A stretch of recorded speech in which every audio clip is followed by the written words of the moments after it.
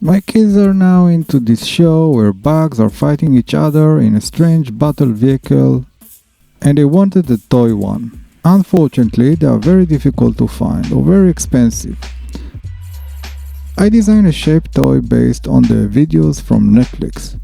I connect a DC motor to an adjustable speed controller.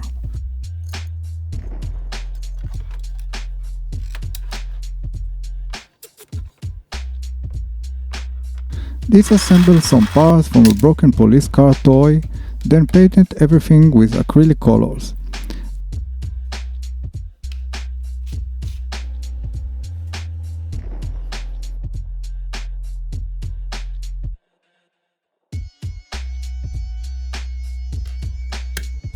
Close everything with some glue and a nut.